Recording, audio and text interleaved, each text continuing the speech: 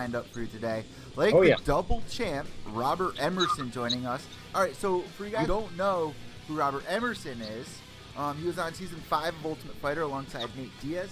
Now he's the Victory FC champion, and he has an upcoming fight against Raufeon Stots. And if you're a fan of Pure Evil MMA, you know who both of these guys are. So I'm looking forward to this, man. It's the champ, Robert Emerson. How you doing tonight, hey, Rob? What's up, guys? Thanks for having me. So excited to have you on. Of course, we are joined by my co-host this time, Rob. Ted Check. I'm sure you've seen his face on YouTube somewhere. Right on. Yeah. You guys can hear and see me okay? Yeah, we can see you, hear you perfect. So last time we talked, I was just saying you were going in there to get that second belt. You were telling me that you were actually having dreams and visions of you achieving that belt. You saw Conor McGregor do it. You had the chance, and it's a rare chance to have, to be able to get that second belt. You've come so far in your career. You finally got that second belt. Now you're going to be fighting Raufeon Stots. What's going through your head this time around? To be honest, this is just part of the vision that's gonna manifest on April 14th. When I first started this journey, coming off that suspension and everything, I pictured myself with 3 belts. I said, you know what, if I'm not in the UFC or any of these other elite shows, I need to be out there collecting titles. And my vision is me having a belt around my waist on 2 of my shoulders before I go back to the big show, and that's exactly what's going to take place in 2 weeks. So Rob, your plan is to collect all those belts, and that will get the attention of the UFC. So your intention is to get back to the major leagues, to get back to the UFC. You haven't been there since 2010, I think. I was looking at your record today. Yeah. Tell us a little bit about what it's been like for these past 6-7 years away from the UFC. What has it been like for you? I think first and foremost, it's a testament to my how passionate I am about this game. Getting to the UFC is a lot of guys, their main focus, their goal, their dream or whatever. And being there, I had 7 fights in there, and that was a whole career ago. 7 years is a lot of these guys' careers. A lot of guys don't even stick around this sport for 7 years. That's a full career that I've been outside of the UFC, learning, growing, expanding. I moved gyms, I moved teams. And now the athlete I am now, I'm just different levels. I'm a completely different athlete, a different fighter. The way I analyze the game, my fight IQ has gone up tremendously over the last 7 years. And I feel like my mind is truly caught up with my body. Now I know what I'm capable of. I know how dangerous I am. I know how hard I hit, and especially now at these lower weight classes. Fuck, man, I don't see anyone stopping me. I really feel like this is a resurrection of my career. And I'm honestly more hungry now than I've ever been. I'm in the best shape. I've honestly been in like a 9-month camp. I used to take a couple months off after fights and just relax and party or hang out and just enjoy life. I figure balance is there. And I took it for kind of granted by doing it. But since I came out here to Arizona and been training at the lab, I've honestly been in the camp like the last 9 months. Like I said, I didn't take any time off. I took a week off after my last couple of fights just for the bumps and bruises to heal. And I got right back in it. I'm lifting. I got back to my weightlifting, which I put off for a long time, and that's making me stronger and hit harder. And fucking, I'm serious, man. Like, I don't know. I just want to get out there and perform. I don't even want to fucking say anything. I don't want to talk. I just want to get out and do it. And I'm kind of frustrated. My last 2 fights really didn't show that much. I put a lot of work in, and this Stots kid is saying, oh yeah, he's riding high, and he's he thinks he's in his prime because of based off my last 2 performances. Dude, homeboy, I ain't basing shit off my last 2 performances. I'm basing it off how I physically feel every single day. The ass that I'm whooping in the gym in my sparring sessions, like I'm going against lightweights, middleweights. Like I'm a fucking savage right now. I'm a beast. My fucking confidence through the roofs. I truly know how dangerous I am now, and that's what makes me even more dangerous. Is I know how dangerous I am. Well, last time that we spoke, you were actually training with BJ, trying to, get him ready for his fight. You're also helping Chris Cyborg as well on the side. Are you still in contact with both those guys? Are they helping you with this fight at all? I haven't seen BJ till after his last fight out here in Arizona. I haven't really talked to those guys. I've been kind of just busy, going through my own shit. I know Cyborg's out there. She's traveling right now. She's in some other country, and she's busy doing her thing. So I got my plate full with my career and what I'm doing. You know, for a long time, I felt my career took on a back burner when I was a sparring partner. You know, for guys like that, and I have no problem doing it. You know, I was just part of the journey. I got to learn and grow. But in being these guys' sparring partners and training partners, I kind of put my goals and my visions on the back burner, and you know, focus my intentions and my energies on other things. Now it's 100% focused on me. The proof is in the pudding. Everything I visualized has already came together, and this is already mine. I just got to go out there and take this third trophy, you know, home, and then get back in the big show. So Rob, yeah, this guy Stots, Raufeon Stots, he's the lightweight champ or the? He's not the champ, dude. No, the guy's had like 7 fights. Yeah, the guy's had 7 fights. His first fight is in 2014. I think he turned pro in 2015. He's a wrestler. He's a decorated wrestler. He's a Division II All-American, D2, you know, from Nebraska. He's a tough, explosive, athletic kid. He's racked up a 7-0 record, which has got him this title shot. But dude, if you go look at his record and just look at the guys he's fought, it's a fucking joke. I could literally smash all guys he's fought his whole career. I can beat them all in one night. You know, he fought one legit guy his last fight. You know, Jeff Curran, who is, you know, out of his prime and out of retirement. You know, I'm not fucking Jeff Curran, dude. I'm not like these other guys this kid's fought. I guarantee you, this kid has never been hit as hard as I'm gonna fucking hit him on you know, the 14th, man. Like, I'm sure today I had just a crazy sparring day today. Like, my weight is the best it's ever felt. I'm 10 pounds lighter than what I normally am. Like, I'm able to go 5 hard fucking rounds, and I'm fucking wrecking motherfuckers. Like, dude, I don't know. I'm ready to fight this kid like fucking tonight. Seriously, like, I'm ready. The other thing he said about you was that I guess to gain those 2 titles that you have, you fought guys that were injured. I was just reading today. Yeah, dude, I don't know about that. I know the last guy I fought was saying something about his knee or something that hurt him. I know the first guy, he was game. Sean West, he was tough. You know, he put on a decent scrap. But like I said, neither of those fights showed anything. They didn't show what I'm capable of. They didn't show what I do in the gym day in and day out. Fuck, you get leathered growing up in the gyms that I've grown up in, sparring at, you know, Timo Yama, Kings MMA, you know, Ruka, like the Lab. Like, there's not pussies that walk around these gyms. My medal's been tested. The guys I fought, you can see, like, I've gone to decisions with a lot of these guys, a lot of the top ranked guys in the fucking featherweight, lightweight division in the UFC. And I've gone the distance with them. I didn't just fucking tiptoe around these division with these guys.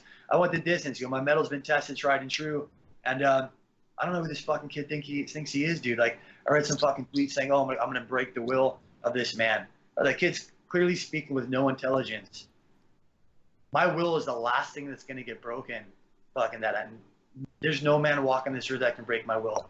I have a fucking iron chin. I've never lost a drop of blood fighting in 15 years in the ring. Like, I don't know, dude. Like this is, I don't know. It's already mine.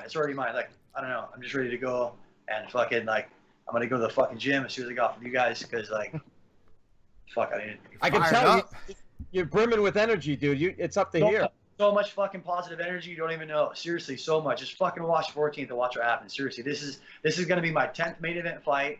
I'm the main event on UFC Fight Pass. Like, if you bet your fucking ass, I'm not wasting one moment of my life that is not geared to this. When I'm not fucking breathing or sweating or punching or grabbing, like, I'm literally visualizing this, like, breathing it. I'm dreaming it.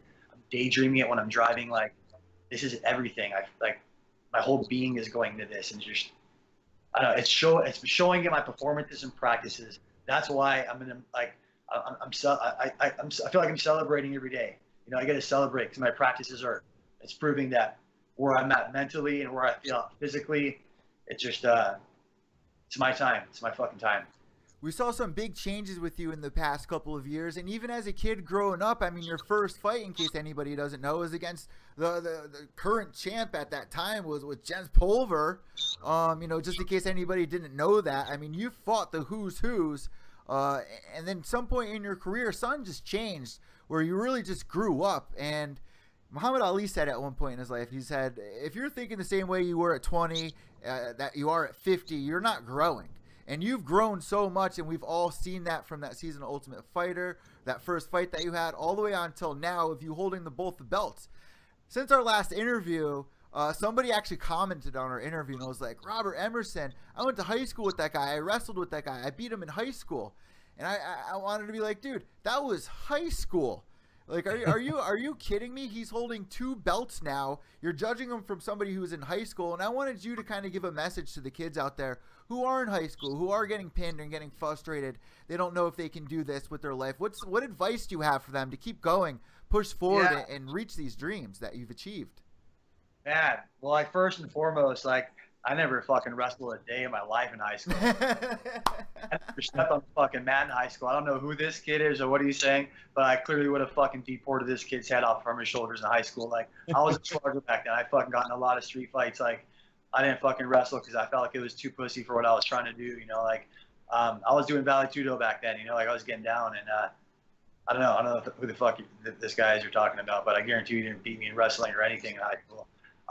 Now, as far as like everyone out there that, you know, competes and is following their dreams and you know, following their passions, life doesn't matter what it is. If it's athletics, great. It doesn't mean if it's the arts, if it's cooking, if it's dancing, if it's, you know, driving cars, if it's whatever it is, as long as you do it with passion and you want it bad enough. And fuck, who said it? He's some fucking Robert Anthony, some doctor or something. He said, you can have exactly whatever it is you want in this life the second you give up believing you can't have it. And dude, for me, that rings so true. There's so much power. I had all the success in this sport. I had everything at my fingertips, but I didn't believe I was worthy enough of receiving it. I didn't believe I was good enough. I just always doubted myself. I always focused on the negative. And my career, when it's all said and done, will be a perfect story and a perfect example of what the power of someone believing in themselves truly is. And I'm just honored every day that I get to apply it in this sport. I believe in our sport and all combat sports. You know, it's one-on-one, it's man-to-man. There's no better way to put the human heart and the human will on display. You know, you don't have a team to back up, fall back on. You don't got a vehicle or something else to blame on. It's you in there and your 2 fists, and you're getting the job done or you're not.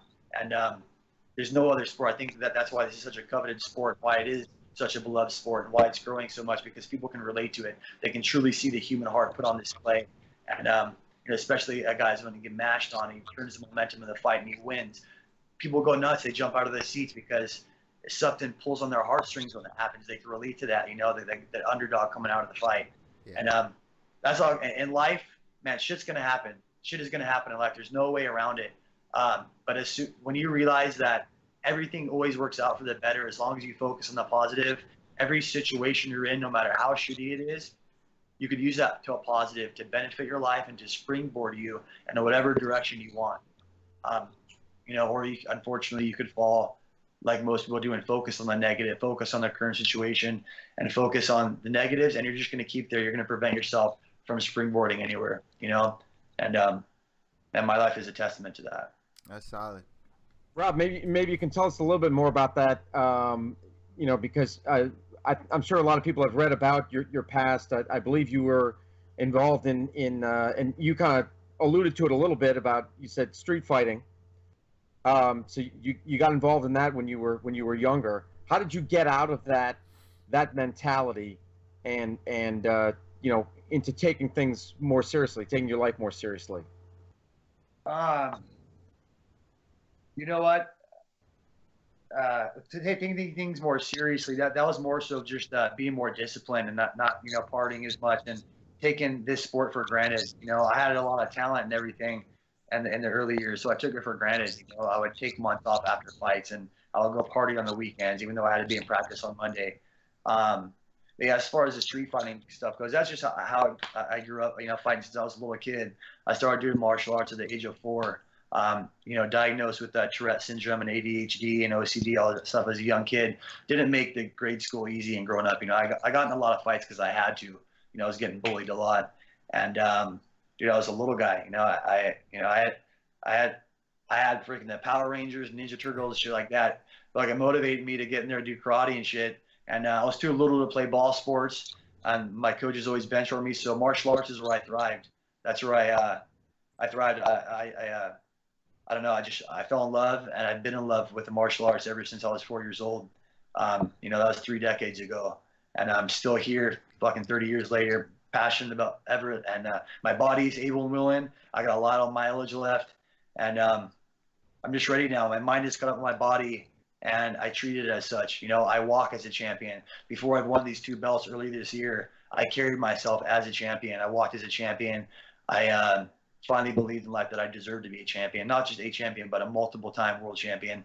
And I am. I'm 2 weight divisions. I will go collect this 3rd trophy, and I will go back to the big show, and I'm on to bigger and better things. I promise you guys that. Rob, how many more fights do you have on this contract with Victory? As of right now, I'm just doing single fights. Okay. Yeah, I talked to the promoter earlier, and that's all I wanted. I wanted to just do single fights. My goal was to get out there and collect these titles. And if it wasn't for VFC, I was going to go fight in other shows, and I was only going to take title fights. You know, I wasn't going to take no for an answer. I wanted 3 straps, and I'm getting 3 straps. So Rob, I'm not going to say if, I'm going to say when. When you get to the UFC, where do you want to focus? What weight class do you want to focus? Because you've got the 135, you got the 145, and it sounds like you're gunning for a 155 belt. Where do you want to focus your energy when you get into the UFC again? No, right now it's just 145 and 135. I'm defending this 135-pound belt in a couple weeks, and I'm just gonna go. Probably 135 is my body. Like I thought my last weight cut was easy. The one before that, when I fought Sean West, that was probably the easiest weight cut I had, and I can remember. And that was coming off a 1.5-year layoff. My weight is the most managed it's ever been my entire career right now. I've been already expecting fighting at this weight for a long time, and I've been doing practice cuts. Like, man, as long as my body will allow me to, I'm going to continue to do bantamweight, and I can bounce up to do, you know, featherweight anytime. You know, I got another 6, 7, 8 years left on my body as long as I take care of it and I train smart, and that's where I'm at. I will do super fights at 155 if the money right, and if the money's right, and there's opponents out there that can make it happen. But for right now, my coaches want me focusing on the smaller weight classes. Just to throw it back, and that season Ultimate Fighter you're on, was that late? That was the lightweight season, right? That was season 5. Yeah, was it lightweights? Oh yeah, that was all lightweights. That was all lightweight. So you were actually fighting at a heavier weight class than you're used to. So now we see this new season Ultimate Fighter with some of the comebacks. How do you think most of these guys are going to do in there? I think it's going to be a lot more entertaining now than it used to be, because these guys have been through it. They know what it is. We'll see what guys kept the fire burning and who wants it now. You know, like I said, it's a long layoff to have. This is a rough sport. You know, they say, you know, beware of old men in a young man's game, because it's just a lot of men die early in this game, right? So to come around like that and still have a fire underneath you and be able to have the physical talent and machine to back it up is another thing. So we'll see who's been taking care of themselves out there, who's been training, who wants it, and who hasn't, you know, let the mileage run out, because fucking mileage can run out on these guys mentally too, you know?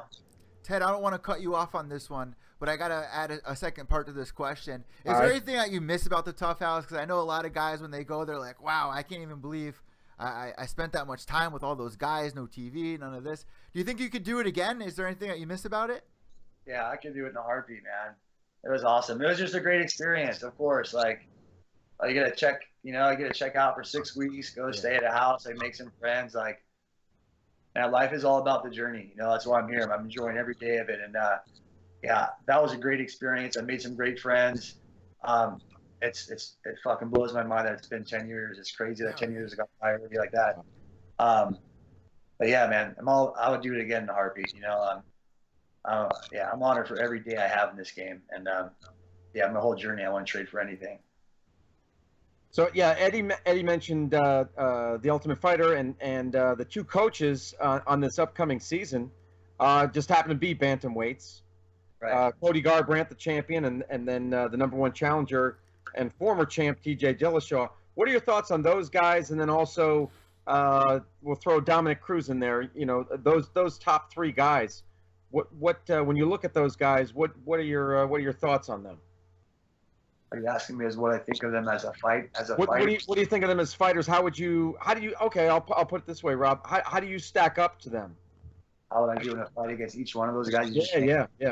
I can guarantee you I'll knock each one of those guys, all 3 of them, clean the fuck out. I promise, there's not a doubt in my fucking mind. There's power that I bring to these lower weight classes you guys haven't seen. My last fights have not shown anything. you guys are in the gym and seeing the lightweights and the featherweights that I'm fucking thumping on, you guys will understand what I'm talking about. When I have goals to get back to the UFC, it's not to pussyfoot and the whitewash and just splash around. I mean to go fucking out there and charge these big fucking waves and take down these fucking titans of the division.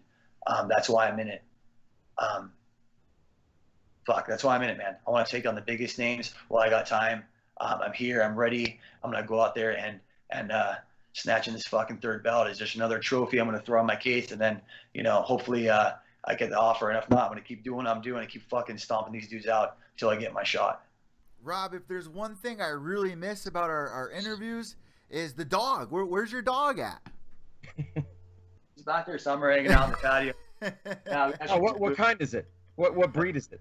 It's a bulldog. It's an English bulldog. Oh, yeah, nice. Sweet, actually. Yeah, you guys want to say what's up or what? Yeah, hell yeah. Hold on. Yeah, guys. Last time, and you can go dig up our last interview. Rob did the whole interview. The dog stood right there for a half hour, just on his lap. Is that right? That's just cool. Chills on his lap. So that's awesome. It's kind of cool. I think it's a girl too. Oh, yeah, he is. Look at that thing. Yeah, he's a big boy. Woo. Hey, say what's up. That is a chill right there. Say hi. Crap. It's a girl, right? It's a boy. Yeah, it's a boy. Come on. He had to have surgery, so. He's not gonna hang around this time. Yeah, he's just chilling. I gotta take him out actually.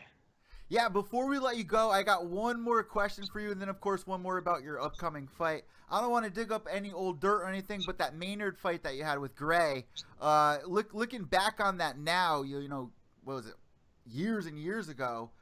Was he out?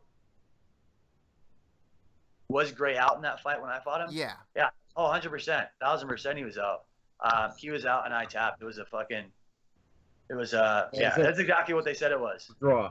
It just came down to schematics. Who fucking knocked out, who tapped out first. But I don't know. But you just felt dead weight, though. You didn't know he was out. Dead you just weight. felt the pain. There's a difference between dead weight and fucking, and like his head was down. Yeah. But I couldn't continue regardless. Even if I fucking knew there's no way I continue. My cartilage was completely separated from my upper rib. Ooh. I figured fucking go in there, give it one good round. It's a season finale. I'm not gonna not take the fight. Who knows if I would have lost my UFC contract? But fuck it, I'm gonna go out there and fight for one round, give it all I got. And I made it past the first round, went to the second, and I gave it everything my body could have. You actually injured that rib before the fight, right? Yeah, 2 weeks, bad. But it still popped out. Yeah, it still popped out, and that sucks because there's not a lot of blood circulation through that part of the body, so it takes the longest time to heal.